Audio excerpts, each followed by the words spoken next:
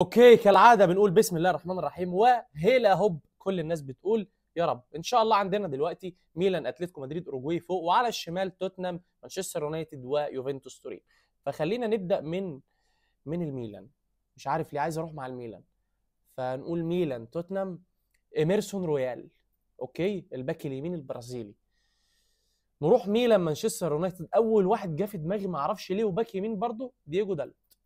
ليه ما اعرفش، ما تسالنيش ليه. ميلان يوفي في كتير، لكن خلينا نروح في ميلان يوفي.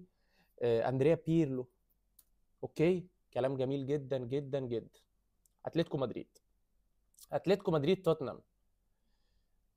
خلينا نقول سيرخيو ريجيلون. ماشي، ريجيليون.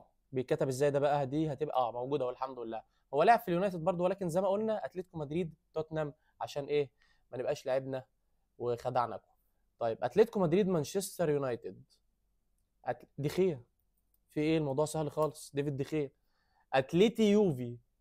موراتا.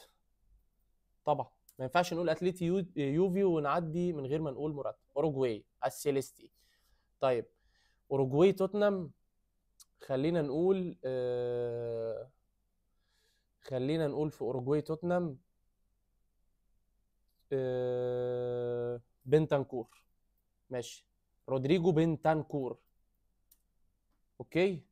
نروح على اوروجواي مانشستر يونايتد. هقول لاعب حالي في متوسط، بيلعب في وسط الملعب، وهو لاعب قادم من باريس سان جيرمان، وهو مانويل اوجارتي.